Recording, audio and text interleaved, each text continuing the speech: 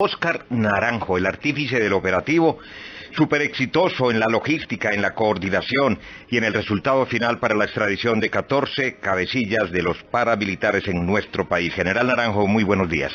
Darío, buenos días, gusto en saludarlos.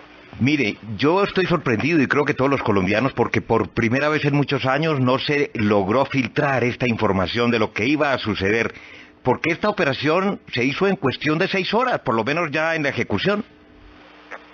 Darío, aquí estamos frente a un resultado de un equipo de la fuerza pública que cada vez actúa con mayor eficacia.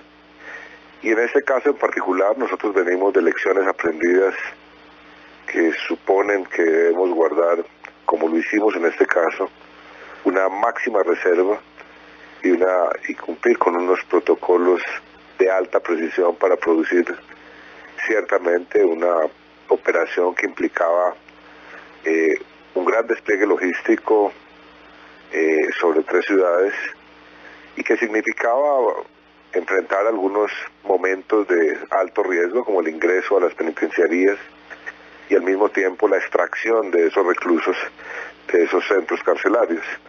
Por fortuna el resultado, como usted lo menciona, no debería decirlo yo, se lo he dicho sí a mis hombres, es un resultado impecable en cuanto a que se cumplieron todos los propósitos de una decisión y de una orden impartida por el gobierno nacional de poner en manos de autoridades norteamericanas a estas 14 personas solicitadas en extradición.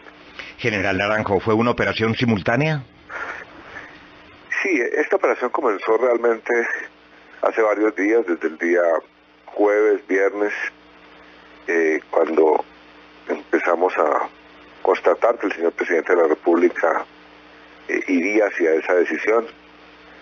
Lo que hicimos fue unas avanzadas simultáneas en ciudades del país con grupos élite de la Dirección de Investigación Criminal de la Dijín, todo esto a cargo del coronel Pinzón, responsable directo y personal del desarrollo de la operación. ¿Cuál fue la reacción en general de todos los implicados, de quienes iban a ser conducidos a los Estados Unidos en calidad de extraditados en cuanto se notificaron de lo que iba a sucederles? Bueno, hubo como 2 o 3 estados de ánimo. El primero de alguna sorpresa, el segundo de una cierta tranquilidad porque estimaban que iba a ser solamente un cambio de cárcel, y el tercero cuando constatan que realmente estaban al borde de la extradición. Pues una preocupación grande, una resignación grande y en todo caso un sometimiento a la ley, y debo decir que en todo caso con total mesura y respeto por las autoridades. A juzgar por los rostros vistos por los colombianos a través del canal Caracol, se les apreciaba francamente confundidos, sorprendidos. Realmente, y es una situación que hemos vivido nosotros desde que se comenzó esta lucha contra el narcotráfico y el país ha padecido esta tragedia. La figura de la extradición parecería ser para estos grandes narcotraficantes criminales la única decisión que los intimida, que los disuade y que les genera temor, porque la situación particularmente que enfrentan en los Estados Unidos, que significa el rompimiento, el control de sus estructuras, pues les produce esa alta preocupación. Y sí lo notamos ayer, no es cierto que ellos consideren que la extradición es una especie de premio, todo lo contrario. Tobar Pupo fue quizás el que pronunció la frase más hiriente y más significativa. Pues el estado de ánimo realmente de él fue el único, estaba muy exaltado, se mostraba muy irascible y lanzó 2 o 3 frases en relación con su apreciación de que estaba traicionándose el proceso y que él se sentía traicionado. Sí, General Naranjo, ayer el procurador afirmó que con esta extradición se quedaba en evidencia que habían fallado la justicia colombiana y también el sistema carcelario al permitir que siguieran delinquiendo desde las cárceles, factor que fue fundamental para que el presidente Uribe tomara su determinación. Darío, yo como policía tendría que remitirme, digamos, a los 3 pilares sobre los cuales se sustenta la Ley de Justicia y Paz. Verdad, justicia y reparación. Y uno lo que tendría que hacer es analizar en cada caso qué sucede con la verdad, con la justicia y la reparación. Yo pensaría que en relación con la verdad, evidentemente de cara a estas 14 personas, particularmente las víctimas, la sociedad colombiana, mantiene la posibilidad, después de los acuerdos firmados por el gobierno colombiano con autoridades norteamericanas, de tener acceso a esa verdad. Lo que hemos visto es que esta extradición se surte en el marco de unas nuevas reglas que gestionó el gobierno ante los Estados Unidos y que permiten el acceso de abogados, de representantes del Estado colombiano, de representantes de las víctimas, de cara a esos procesos de enjuiciamiento. Es decir, en nuestra opinión, la verdad, creemos nosotros, incluso caminará más rápido bajo esas condiciones en que estarán recluidos estos paramilitares allí, que como se estaba sucediendo aquí, donde era una verdad calculada, gota a gota, manipulada, que finalmente desvirtuaba el valor de esa verdad. El segundo tema, que tiene que ver con la reparación, también el gobierno se aseguró de que la totalidad de los bienes que ellos negocien allí serán destinados a la reparación de las víctimas. Pero en ese sentido uno diría lo siguiente: en el caso colombiano, la decisión del gobierno colombiano de reparar las víctimas por vía administrativa representa para las víctimas tener una doble instancia de reparación, y lo que uno estima es que las víctimas no deben ser puestas en el dilema de si a la justicia, a las autoridades nos va bien en relación con la persecución de los bienes, si eso es eficaz o no, y que dependan simplemente de la voluntad de entrega de esos bienes por parte de los delincuentes o de unos resultados que pueden marchar bien o mal, dependiendo de la eficacia del aparato de justicia. Aquí hay una decisión que, en mi opinión, hace transparente y legitima la reparación de las víctimas, porque no se hace con dinero de los mafiosos, se hace con dinero de las arcas del Estado, lo cual es una muestra de que hay un Estado responsable que no supedita la reparación a la devolución de bienes de los mafiosos. Sí, general Naranjo, que no es de su directa competencia, ¿qué se va a hacer por parte del IMPEC, del Ministerio de la Defensa, en fin, de la Presidencia de la República, de la Fiscalía, para evitar que los otros 9 jefes visibles de las autodefensas que están en las cárceles sigan delinquiendo y se violente de nuevo, que transgreda la ley? Sí, Darío, en este caso, digamos, frente a este proceso, las instrucciones que ha mantenido el gobierno sobre las autoridades policiales, penitenciarias, los órganos de investigación han sido claras. Son las de una máxima alerta y vigilancia para detectar y probar que esta gente puede abandonar y no cumplir sus compromisos de cara a la ley. Lo hemos hecho, digamos, como se hizo en el caso de Macaco, donde fue probable acreditar unas pruebas para demostrar que él seguía delinquiendo y traficando desde su condición de recluso. Pero lo que esperamos nosotros es que esta decisión, que en la historia de la extradición, en mi opinión, es la más ejemplar, disuasiva, diría histórica, sirva también para que estas personas sometidas al proceso de justicia y paz realmente rectifiquen y terminen definitivamente por romper esos vasos comunicantes con las bandas criminales y con ese mundo delictual. Pero es de suponerse que en un negocio multimillonario, como se ha demostrado, después de que se acabaran los carteles de Cali, de Medellín, de la costa, etcétera, que estos jefes van a ser, o ya lo fueron, sustituidos por otros que vienen en los mandos medios y que ya tienen el poder militar y la capacidad operativa para seguir operando con el narcotráfico hacia el resto del mundo.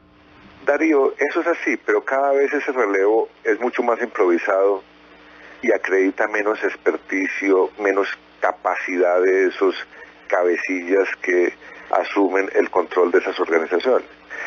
Yo diría que estamos frente a un fenómeno donde la velocidad con que está actuando el Estado y la autoridad, la justicia, la policía, está impidiendo el fortalecimiento y el empoderamiento de capos que en el pasado fueron, discúlpenme la expresión, legendarios.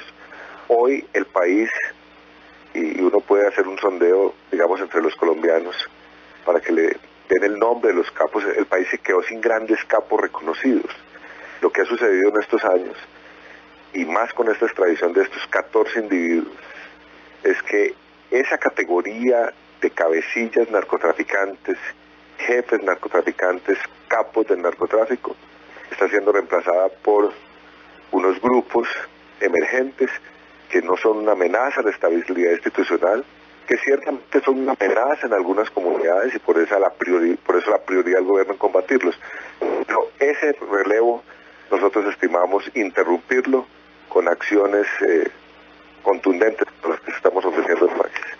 General, volviendo al viaje de los 14 extraditados, ¿qué pasó durante el vuelo? ¿Qué pasó al interior del avión? ¿Pudieron conversar los capos entre ellos, comentar la determinación del presidente Uribe?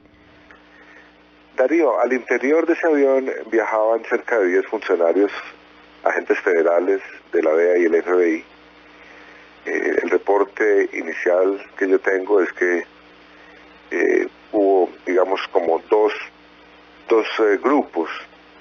Un grupo muy silencioso, muy pensativo, y otro grupo minoritario, digamos, que empezó a hacer comentarios en relación con preguntas que son lógicas hacer a estos agentes en relación con cuál será la nueva condición de sociedad y cómo opera el tema de la justicia y los procedimientos básicamente de reclusión. Claro, usted que conoce bien ese régimen reclusorio de los Estados Unidos, a partir de la fecha, ¿en qué condición quedan ellos allí? ¿Cómo son las cárceles y qué régimen de vida tendrán? Darío, yo lo que puedo decir en términos generales es que es una situación que va a implicar para ellos un cambio fundamental. El número de visitas comparado con el número de visitas que nuestra ley autoriza es realmente mínimo y muy reducido. Las condiciones y la disciplina y el rigor de los protocolos de seguridad es máximo. Las conversaciones con abogados se hacen siempre de manera monitoreada. Es decir, la situación cambia y cambia de manera dramática en función de una ley penitenciaria que es mucho más fuerte y rígida que la que nosotros tenemos, que es totalmente garantista, flexible y que ciertamente abre posibilidades para que estos individuos mantengan contacto con sus organizaciones delictuales. Es decir, ¿no tendrán, por ejemplo, teléfonos celulares, acceso a internet, televisión? ¿Podrán salir de sus celdas a tomar el sol de vez en cuando? Pues ellos seguramente serán clasificados en función de su peligrosidad antecedente. Algunos de estos extraditados van solicitados por Estados Unidos básicamente por delitos de homicidio, y a estas personas realmente la reclusión es muy fuerte, las horas de sol son limitadas y el rigor de esas cárceles es alto, repito, Darío. Sí, la gente se pregunta por las penas. De acuerdo a usted que es abogado, general Naranjo, y que conoce bien pues las decisiones de la justicia norteamericana, para personas indicadas de los delitos que se les imputan, ¿cuál se supone que puede ser la mínima pena que van a pagar en los Estados Unidos por los delitos cometidos allí? Bueno, Darío, realmente no soy abogado, soy simplemente un policía con experiencia grande en estos temas, pero no soy abogado. Lo que puedo decir a la luz de la experiencia de esta figura de extradición en los Estados Unidos es que no obstante se puedan hacer acuerdos que signifiquen delación, entregas de rutas, entregas de dineros, entregas de bienes, de fortunas. Les significo, por ejemplo, el caso de Víctor Patiño. Víctor Patiño ya lleva 8 años, ¿no?, en esa condición. No obstante, su nivel de colaboración con las autoridades norteamericanas. Y yo diría que promedio está siempre por encima de 12 años. Ha habido excepciones, como algunos que vieron en la Operación Milenio, que ha sido un proceso realmente un poco atípico, exótico, si me permite la expresión, donde algunos de estas personas extraditadas tuvieron su libertad en unos términos muy breves. Pero Bernal Madrigal, que fue capturado en el año 99, sigue preso, ya va para los 10 años, y yo diría que por lo menos de 12 a 20 años. de 12 a 20 años será seguramente la pena. En Colombia iban a pagar un máximo de 8, con lo que ya llevaban en esos centros penitenciarios de aquí, con las rebajas y demás, seguramente iban a quedar libres en 2 o 3 años, general Naranjo. Pero ¿no le parece, por ejemplo, que condenas como la de Simón Trinidad, 60 años por asuntos de narcotráfico, no guarda correspondencia con la que se les va a aplicar a estos capos? No, nosotros estamos hablando y haciendo una consideración hipotética, digo yo, de un mínimo de 12 años, pero realmente ellos deberían prepararse para recibir penas máximas que no superen las penas consagradas en nuestra legislación colombiana. Pero no va a ser fácil para ellos llegar a unos acuerdos, máxime cuando las autoridades norteamericanas tienen plena conciencia hoy, después de estos acuerdos, de que en Colombia hay centenares de víctimas que van a estar vigilantes y atentos y que tienen todo el derecho de participar, según este nuevo acuerdo, en ese proceso de enjuiciamiento. General, dos inquietudes. De acuerdo con los anuncios que se han hecho de que los procesos de justicia y paz siguen a pesar de la extradición, ¿qué papel va a jugar la Policía Judicial de Colombia en esa doble tarea de pruebas para los procesos en Estados Unidos si le son pedidas por la justicia de los Estados Unidos y pruebas para continuar impulsando los procesos de justicia y paz y no dejarlos morir idos los testigos? Judy, como tal vez lo hemos comentado, el convenio de asistencia judicial con los Estados Unidos es probablemente el convenio más amplio, suficiente y fluido que tenga la justicia colombiana en materia de acreditación de pruebas, de intercambio de pruebas y de participación en las dos direcciones. Nuestro compromiso es seguir apoyando a la Fiscalía colombiana en el entendido de que la Jurisdicción de Justicia y Paz ha hecho un gran trabajo, no obstante, digamos, esa multitud de personas que han estado rindiendo versiones allí, pero uno tendría que destacar que la ley ha sido positiva en cuanto que hay un poco más de 5.800 hechos punibles ya probados, hay centenares de fosas comunes, hay centenares de víctimas que se han podido identificar que fueron asesinadas por estos paramilitares. La decisión del gobierno es asegurar a que la Policía Nacional, a través de su Policía Judicial, mantenga estrecha coordinación con la Fiscalía y al mismo tiempo, a través de esa asistencia judicial, preste su concurso en las autoridades norteamericanas. Y una segunda inquietud, general, ¿cómo explicarle al mundo que Colombia hizo una ley de justicia y paz para someter a estas personas a unos procesos más bien benévolos? Y con una condición de que si continuaban delinquiendo pasaban a la justicia ordinaria que iba a ser más severa, y sin embargo no sucedió así. Se fueron en extradición, pero el gobierno dice que siguen en justicia y paz. ¿Cómo entender eso? Sí, aquí habría una consideración, Judy, que usted como abogada nos entiende mejor que nosotros. Esta extradición no supone la extinción de la acción penal, no extingue la acción penal en Colombia sobre estos individuos. Es decir, estos individuos incluso podrían pagar su pena ya por delitos de narcotráfico y ser imputados en Colombia por otros delitos con posterioridad a esa pena. Y por otro lado, habría que considerar lo siguiente. Este proceso ha implicado una movilización de paramilitares superior a los 30.000. Ha significado el sometimiento a la Ley de Justicia y Paz de más o menos 3.000, o de un número superior a 3.000. Y de esos 3.000, hay 600 privados de su libertad en cárceles colombianas. Sí. De esos 614 son los que reciben de alguna manera esta decisión y van a ser doble causados por delitos de narcotráfico y homicidios de algunos feos y se mantienen los procesos en Colombia. Sí, general Naranjo. Volviendo al caso de estos 14 extraditados y sus condiciones en los Estados Unidos a partir de la fecha, los que salieron, los que se quedaron en Miami o los que se quedaron en Nueva York o en Washington, entre ellos no va a haber ninguna comunicación porque estarán en celdas completamente aparte, en pisos diferentes, totalmente incomunicados.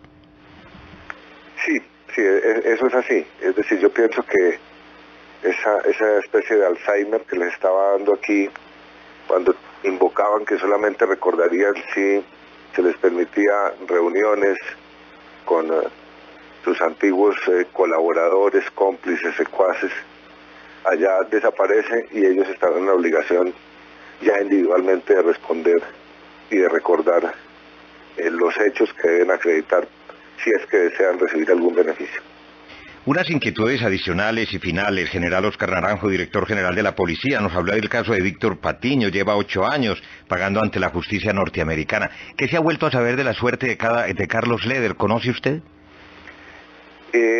No sé exactamente cuál es el paradero de él, pero hay que recordar que fue enviado a los Estados Unidos hace ya más de 20 años, que ha tenido papeles muy importantes como testigo en casos como el del general Noriega, y que en este momento debe estar bajo unas condiciones de reclusión especial. Pero realmente no sé cuál es su condición en este momento. General Naranjo, me imagino que desde hoy empieza la ocupación de muchos de los bienes inmuebles de estos 14 criminales. Esos procesos vienen avanzando por doble vía, bien por unos muy pocos bienes, yo diría unos bienes ridículamente denunciados voluntariamente por estas personas ante las autoridades de justicia y paz.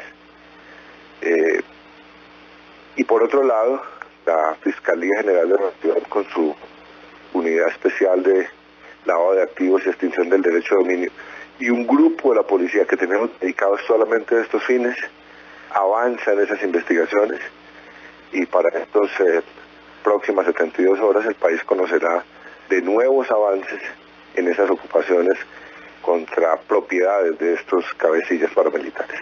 Suponemos nosotros que los computadores que uno les veía a Salvatore Mancuso y a todos los implicados y extraditados también ya han quedado en poder de las autoridades y que se va a hacer uso de ellos en sus contenidos, como se ha hecho uso de los contenidos de los 3 computadores de Raúl Reyes. Estamos requiriendo a las autoridades del IMPEC para que pongan a disposición de la Fiscalía General ese material y en general algunas pertenencias que estaban en estas celdas que estimamos podrían ser útiles para recabar información. Sí, los testaferros es otro capítulo que debe estar mereciendo la atención de la Fiscalía y de las autoridades, porque ellos han tenido el tiempo suficiente de haber montado verdaderos imperios económicos, pues después de tantos años de delincuencia a base de testaferros, General Naranjo. Sí, la ventaja de la extradición está probado con casos muy significativos en esta lucha contra el narcotráfico. La extradición significa un corte y una ruptura, una fractura con esas organizaciones, particularmente las organizaciones financieras y esos emporios económicos. Le voy a citar solamente un caso. Mientras los Rodríguez Orejuela estuvieron en Colombia pagando sus condenas, mantuvieron a través de cadenas de testaferrato, yo diría, la Organización de Drogas La Rebaja y todas las empresas asociadas a Colombia. Es solamente después de que se surte la extradición que se quiebran esas lealtades, que el Estado empieza a recibir información, que se pueden iniciar verdaderos procesos de confiscación de esos bienes. Nosotros esperamos que esta extradición se cumpla dentro de esa dinámica que significa quebrar lealtades para que esos testaferros hoy, ya sin la presión de esos cabecillas, donde hay muchos testaferros, hay que decirlo claramente, son testaferros obligados a punta de chantaje y de intimidación y que pagan con su propia vida. Hoy, ya sin esa presión, permitan investigaciones que funcionen de manera más acelerada y ágil. ¿Cuál es el análisis del gobierno, de la policía, de las autoridades con respecto a las posibles retaliaciones que se puedan derivar? ¿Lo intentarán o habrá el suficiente realismo de parte de las bandas emergentes y de aquellas secuelas de estos 14 extraditados? Darío, las autoridades en general no podemos subestimar y ser irresponsables y no calcular que pueda haber una especie de coletazo de estas organizaciones. Por eso, desde hace ya unos días, el señor ministro de la Defensa ha dado instrucciones para mantener a todo el conjunto de la fuerza pública en una especie de alerta máxima contra una reacción. Pero nosotros estimamos realmente que la presión que están recibiendo, las capturas recientes de bandas en Córdoba, a la banda Los Paisas, la persecución a la estructura de alias Don Mario, los golpes recientes a la llamada ONG en Nariño, la captura y el abatimiento de alias Los Mellizos. Los tiene realmente en este momento a la defensiva y no a la ofensiva. Pero claro, lo que hacemos es un llamado a los ciudadanos para que tengan confianza en nosotros, denuncien cualquier actividad sospechosa, intimidación, extorsión, de la que puedan ser víctimas, en la seguridad de que responderemos. El gobierno colombiano decidió extraditar sorpresivamente en la medianoche del 12 de mayo de 2008 a los principales jefes desmovilizados de las Autodefensas Unidas de Colombia, conocidas como AUC. Los 14 jefes paramilitares son Salvatore Mancuso, Francisco Javier Zuluaga, alias Gordolindo, Diego Fernando Murillo Bejarano, alias Don Berna, Rodrigo Tobar Pupo, alias Jorge 40, Hernán Giraldo Serna, Nodier Giraldo Giraldo, Eduardo Enrique Bengoechea, Ramiro Banoy, alias Cuco, Guillermo Pérez Alzate, alias Pablo Sevillano, Juan Carlos Sierra, alias El Tuso, Martín Peñaranda, El Mello y Eduardo Enrique Goinechea. Estos jefes paramilitares se encontraban en distintas cárceles del país. En el último momento, el ministro del Interior, Carlos Holguín Sardi, dijo que también sería incluido en este operativo Manuel Enrique Torregrosa, quien iba a ser extraditado el 15 de mayo de 2008. El operativo comenzó a las 12 de la noche. Los jefes desmovilizados empezaron a ser trasladados desde Barranquilla, Itagüí y la cárcel de La Picota en Bogotá hasta el aeropuerto militar de Catam, en la capital del país. Allí les esperaban hombres de la DEA para llevarles a Washington, Houston, Miami y Nueva York, distritos donde los jefes paramilitares se enfrentan cargos por narcotráfico. El gobierno ha efectuado un pronunciamiento oficial sobre la decisión de extraditar súbitamente y de forma masiva a estos hombres. Desde hace varios días se esperaba la decisión del gobierno para extraditar a Don Berna bajo el argumento de que éste había continuado delinquiendo.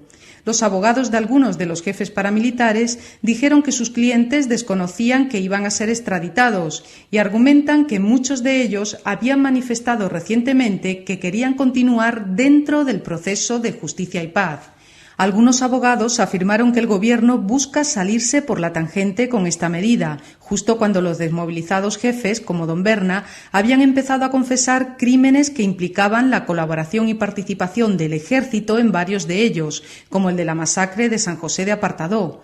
Otro de los abogados afirmó que era una estrategia del gobierno para contrarrestar el accionar de la Corte Suprema en el proceso de la parapolítica. Su extradición es una obstrucción al proceso de verdad, justicia y reparación para con las víctimas, dado que estas extradiciones se producen por delitos de narcotráfico y no por los crímenes que cometieron como paramilitares. Esta medida significa el colapso de la denominada Ley de Justicia y Paz, dado que deja sin representación en el procedimiento a los principales sujetos de la mencionada ley. Tal ley, más que obedecer a una estrategia jurídica, responde a una ingeniería jurídica, toda vez que no pretende la aplicación del derecho y la justicia, sino la pura violación de los principios del derecho penal y del derecho a la justicia. La extradición es una forma perversa de reconocer el fracaso de la justicia transicional en Colombia, ya que la excepcionalidad penal implícita en esos modelos es una forma, a nuestro entender, de crear las bases de un estado de excepción global basado en la excepcionalidad jurídica, militar y diplomática, pero que garantizaría los derechos y las libertades a los ciudadanos de los países centrales. La perversión viene dada porque el proceso de justicia y paz no tiene validez procesal penal para un juez estadounidense, toda vez que no cumple con las normas básicas del derecho penal, especialmente en lo que se refiere a la declaración voluntaria de los procesados y la falta de investigación judicial en términos del debido proceso. Además, todos los acusados tendrán derecho a defensa en un procedimiento por narcotráfico en los Estados Unidos y, por supuesto, ningún abogado defensor de los criminales permitirá que se realicen confesiones de crímenes cometidos por los acusados que amplíen los tipos penales aplicables y, especialmente, que permitan que sus acusados queden incluidos en el estatuto de la Ley RICO. En cuanto a las declaraciones periodísticas del presidente Uribe Vélez, en el sentido de que nada impide que una vez que cumplan condena sean juzgados por crímenes contra la humanidad en Colombia, es una más de las falsedades a las que nos tiene acostumbrados el presidente colombiano. él sabe perfectamente que ninguno de los 14 extraditados está imputado en Colombia por crímenes contra la humanidad, dado que ninguna de las partes en ningún proceso bajo la Ley de Justicia y Paz recurrió ante la Corte Suprema en las condiciones que ésta estableció en la sentencia que niega expresamente que las actividades paramilitares puedan ser incluidas en el tipo penal de delito político o sedición. Esto quiere decir que los 14 extraditados no tienen ninguna necesidad procesal de colaborar con la justicia colombiana al estar inmersos en un proceso penal por narcotráfico que además les permitiría negociar un estatus penal que implicaría la imposibilidad de ser trasladados a otra jurisdicción penal una vez cumplida la pena dada. El caso de Michael Sindona, que fue trasladado a Italia para ser procesado tras 11 años de negociación entre los Estados Unidos e Italia y que finalizó con el asesinato por envenenamiento de este procesado, es el último caso relacionado con un gran capo criminal en que se aceptó su traslado a otra jurisdicción. Estos antecedentes serán utilizados sin ninguna duda por las defensas de los procesados como Salvatore Mancuso, que tiene además procesos penales pendientes en Italia por pertenencia al crimen organizado, concretamente a la organización criminal 'Ndrangheta. El diseño de esta estrategia perversa dio comienzo con el decreto 1364 de 25 de abril de 2008, que permitía al Poder Ejecutivo asumir las facultades de extradición previstas en la Ley de Justicia y Paz cuando, y citamos textualmente, se considere que el desmovilizado ha incumplido con los compromisos de no incurrir en nuevas conductas delictivas.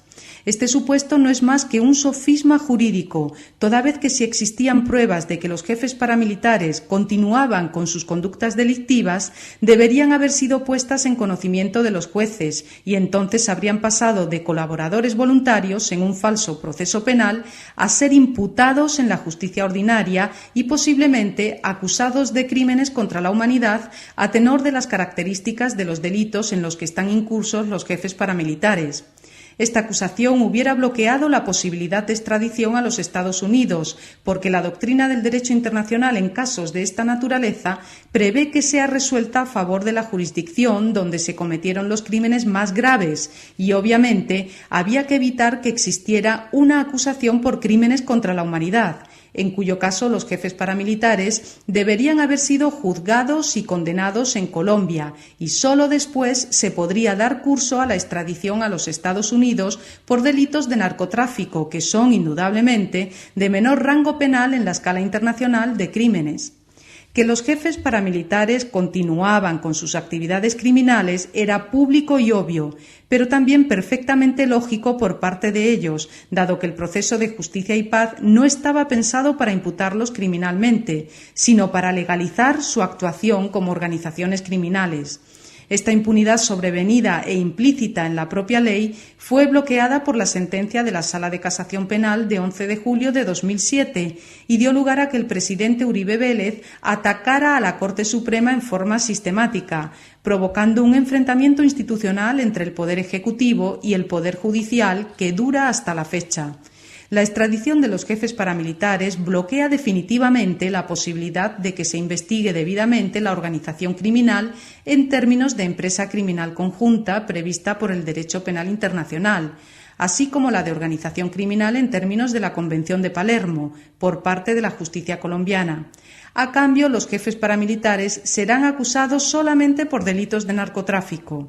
Es muy posible que esta operación continúe con el intento de cambiar la imputación de concierto para delinquir a sedición respecto de los 639 presos que aún continúan en el proceso de justicia y paz, así como respecto de los más de 3.000 postulados a ser incluidos en la misma. Esta maniobra sería concordante con el análisis realizado en el documento de 26 páginas firmado por el abogado Abelardo de la Espriella y que incluimos en el documento. Como hemos dicho, la excepcionalidad penal implícita en la ingeniería jurídica puesta en marcha con las extradiciones es una forma, a nuestro entender, de crear las bases de un estado de excepción global basado en la excepcionalidad jurídica, militar y diplomática, y es perfectamente compatible con el doble discurso jurídico de los gobiernos europeos, el cual no solo es contrario a la legalidad de sus propios sistemas de justicia, sino que pretende una forma de injerencia de nuevo tipo. Si los delitos se cometen en Europa, se aplica la justicia a partir de tribunales ad hoc, como fue el caso de la Yugoslavia. Pero si esto ocurre en países donde se confiere primacía al control social y económico y, por tanto, la injerencia directa, entonces se defienden modelos de justicia transicional o modelos de impunidad como los promovidos, por ejemplo, por el Ministerio de Asuntos Exteriores del Reino de España e incluso por jueces como Baltasar Garzón, uno de los principales defensores e impulsores de la Ley de Justicia y Paz en Colombia. Es evidente también que este accionar jurídico marca el fracaso del intento de aplicar un modelo de justicia transicional en Colombia y demuestra que podemos sobrepujar sin vergüenza la frase de Georges Clemenceau y decir que la justicia transicional es a la justicia lo que la justicia militar es a la justicia, y estamos seguros de que no hacemos una utilización perversa del sentido de su frase original que muchos adjudican erróneamente a Groucho Marx y que dice aquello de que la justicia militar es a la justicia lo que la música militar a la música. El personaje del día es el hombre que ha estado al lado literalmente del presidente Uribe en esta decisión, desde, mucho antes de la medianoche cuando comenzó el operativo. Hablo del comisionado de paz Luis Carlos Restrepo. Señor comisionado, muchas gracias por acompañarnos. Buenas noches. Buenas noches, Néstor, y a todos los oyentes un saludo muy especial. Ustedes me imagino que llevan un buen rato sin dormir, ¿no? Pasamos en vela gran parte de la noche, pero ya no tengo sueño, ¿no? Eso sucede cuando... pues hoy quedo despierto. Óigame, primero que todo, ¿cuándo tomaron la decisión? Tuvimos varias reuniones el fin de semana. El presidente nos pidió desde el día viernes hacer una serie de reuniones. Tuvimos reuniones el día sábado. Igualmente consultas el domingo. El lunes a primera hora hicimos una nueva reunión en Catán y cayendo la tarde del lunes ya prácticamente la decisión estaba tomada. ¿Pero qué es lo que precipita la decisión? Cuando el presidente los llama y comienzan a estudiar el tema hace 4 o 5 días, ¿por qué? Bueno, nosotros veníamos estudiando el tema desde meses atrás y dijéramos, se fueron reuniendo una serie de elementos. La certeza de que la totalidad de estas personas que fueron extraditadas no estaban entregando los bienes que estaban en su poder o que estaban en manos de testaferros, que algunos de ellos estaban dilatando la confesión de la verdad y que otros estaban comprometidos en actividades delictivas, específicamente la información que surge de la captura de uno de los mellizos Mejía y el asesinato en medio de un combate con el ejército del otro, y también la captura de alias Julián, un hombre que estaba al frente de una banda emergente en Córdoba. Empezaron a entregar una serie de informaciones que ya mostraban un patrón consolidado de que había algunos de estos jefes comprometidos en actividades delictivas. Todo esto pues nos llevó a analizar nuevamente la situación y se tomó la decisión, para darle un buen rumbo al proceso, pues de proceder a la extradición de estas 13 personas a los Estados Unidos. Como usted sabe, señor comisionado, pues a lo largo del día surgen casi natural y legítimamente una cantidad de suspicacias de por qué el gobierno hace esta jugada. Le voy a hacer un par de preguntas a ver si usted me ayuda a aclarar el ambiente. ¿Por qué ahora? La acusación de hoy de que seguían delinquiendo, de que no reparan a las víctimas, de que no cumplen con la verdad, eso lo sabía el país desde hace mucho rato. ¿Por qué ahora? Bueno, dijéramos que hay una sumatoria de hechos y sí se llega a la conclusión que para poder enderezar el proceso es necesario mostrar con claridad que no se puede jugar con la ley. Pero las últimas acciones, especialmente las acciones contra los mellizos Mejía y contra las bandas emergentes en Córdoba, ya empiezan a arrojar informaciones muy consistentes que nos muestran pues que realmente algunos de estos jefes desmovilizados están comprometidos con estas bandas, pero igual vemos una actitud dilatoria con la verdad, es decir, como si se administrara la verdad a cuentagotas, con un cierto tufillo de chantaje. acusaciones genéricas a las instituciones, sin que se entre de manera puntual a decir quiénes son los que están comprometidos, obviamente con estas acciones delictivas, y por otro lado, el hecho pues de que muchos de estos bienes siguen en manos de los testaferros. Hoy precisamente se está adelantando una acción de extinción de dominio que compromete a uno de los jefes desmovilizados. Muchos de los bienes que estaban en poder de él no habían sido entregados como era su compromiso. Digamos, este es el primer efecto ya producido la extradición. ¿De quién me habla? Bueno, eso ya en este momento está en marcha la operación, bueno, pero deme la chiva completa. Está en marcha la operación y... Es en Córdoba, ¿no? Creo que entre hoy y mañana hay noticia al respecto. Y muy probablemente en los próximos días también ya las autoridades judiciales pues empezarán a procesar digamos lo que viene es la toma de propiedades que ellos no quisieron entregar a las buenas. ¿Es así? Bueno, nosotros hemos ubicado estas propiedades por información que han entregado otros desmovilizados. En términos generales, el proceso Justicia y Paz ha sido exitoso y ha sido importante por la cantidad de información que nos ha llegado. Y ha sido a través de otros desmovilizados que nosotros hemos ido conociendo muchas cosas. Incluso hay versiones libres de algunos desmovilizados que comprometen a sus antiguos jefes en actividades delictivas. Doctor Luis Carlos, si ellos seguían delinquiendo, la reacción normal, el paso siguiente no debería ser sacarlos de Justicia y Paz y pasarlos a justicia ordinaria? No, por lo siguiente, porque corríamos el peligro de que volvieran a constituir un mando centralizado con capacidad de intimidar y con capacidad de chantajear. La característica... pero eso quiere decir que seguían activos. Si nosotros no tomábamos las medidas, corríamos ese riesgo. De hecho, nosotros esperamos que con estas extradiciones haya más espontaneidad y más disposición de los desmovilizados a cooperar con la justicia, y que los mismos extraditados, una vez en Estados Unidos, entreguen también con mayor rapidez su verdad y sigan cooperando con las autoridades colombianas.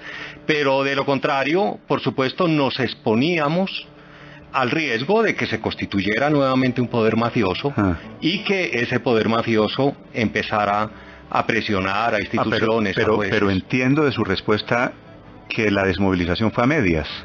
Bueno, todas las desmovilizaciones en todos los procesos en el mundo son a medias. Es decir, la desmovilización del M-19 en su momento fue a medias. Hubo alguna gente que quedó delinquiendo. No, pero hablo de a medias no porque unos siguen delinquiendo y otros se van a la paz. Hablo de que estos que supuestamente estaban desmovilizados estaban conservando su poder militar y político. La desmovilización y el proceso hay que entenderlos por fases. Nosotros nos concentramos en un primer momento en desmontar las estructuras militares. Y al desmontar las estructuras militares desapareció una coacción que había en el territorio y que impedía incluso que actuaran las autoridades de justicia. Por ejemplo, en Sucre todo el mundo sabía dónde estaban las fosas comunes, pero nadie era capaz de señalarlas y no había tampoco autoridad judicial capaz de adelantar exhumaciones. En un segundo momento, por supuesto, ellos tienen que empezar a cumplir sus compromisos con la Ley de Justicia y Paz, como contar la verdad y entregar los bienes. Allí es donde hay una resistencia de algunos de ellos y, por supuesto, la preocupación que nos asaltó es que esa resistencia pudiera convertirse nuevamente en un factor de acumulación de poder y de presión, lo cual, por supuesto, sería completamente inadmisible.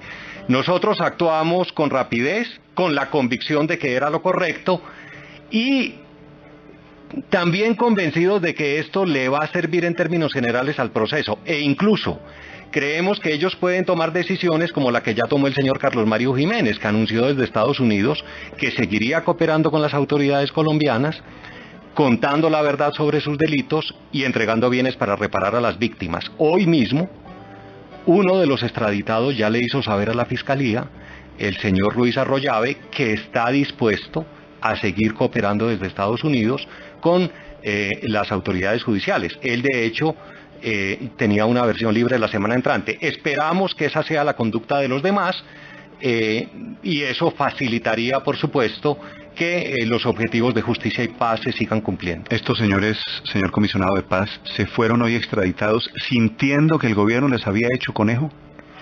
Bueno, ellos siempre han sentido desde tiempo atrás que les fue mal en el proceso. Ellos tal vez tenían otras expectativas. Ellos creían que un proceso de paz podría terminar con indulto, con amnistía y que eventualmente ellos podrían terminar ocupando cargos públicos. Poco a poco se han ido dando cuenta de lo exigente que es el proceso y en algunos puede haber una molestia, pero le cuento una cosa, en términos generales yo creo que esto es pedagógico también para ellos.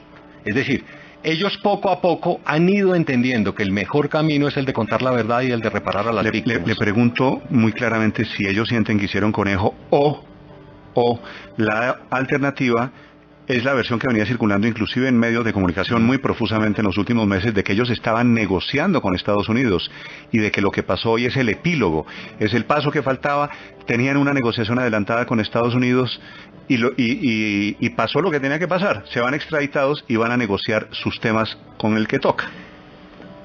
Ellos siempre pidieron que Estados Unidos estuviera en la mesa.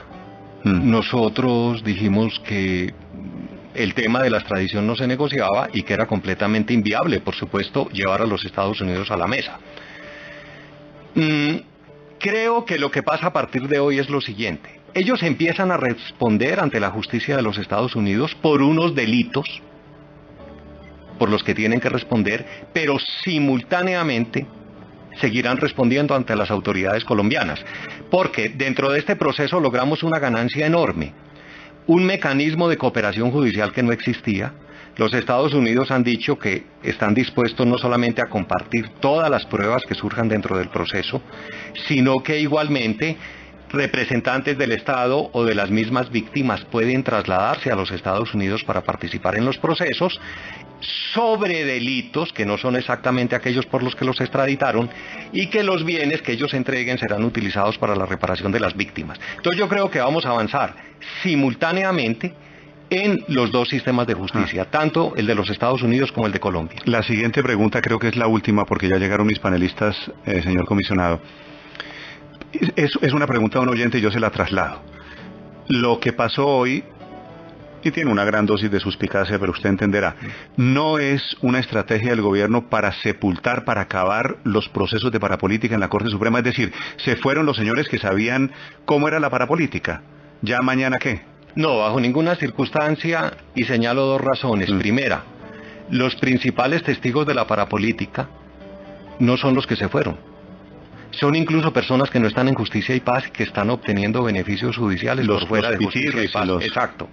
Ellos son los principales testigos, u otros que están en justicia y paz, pero que no son altos mandos.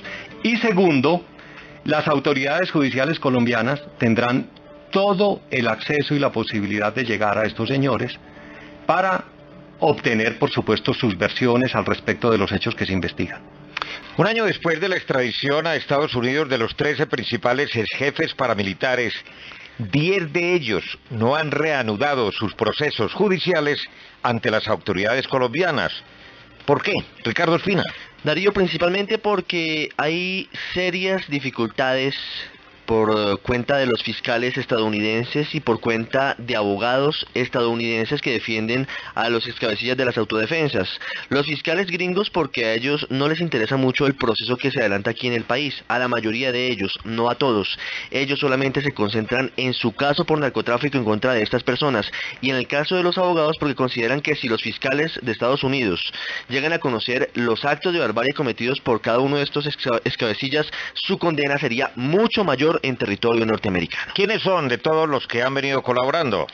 Darío, solamente 3 ex-jefes paramilitares han reanudado sus versiones libres desde los Estados Unidos, de ese grupo de 13 desmovilizados cabecillas. Son ellos, Salvatore Mancuso, Ramiro Cuco Banoy y Guillermo Pérez Alzate, alias Pablo Sevillano, y lo hicieron o porque ya fueron condenados o porque ya aceptaron cargos por narcotráfico en los Estados Unidos. Antes no habían accedido a reanudar sus versiones libres. Además de eso, como le digo, las autoridades en algunos casos dificultaron las cosas desde los Estados Unidos. Estados Unidos. También me imagino que hay problemas de tipo logístico. Desde luego, Darío, como le digo, algunos de estos fiscales en Estados Unidos y los integrantes de las cortes están interesados básicamente en conocer los contactos de los ex jefes paramilitares con empresarios, con personas vinculadas al mundo del narcotráfico, y por eso solamente se concentran en ese proceso, y por lo tanto muchas veces hay cruces con las salas de versiones de las cortes, no hay asuntos fáciles para las versiones libres, tampoco hay algún tipo de contactos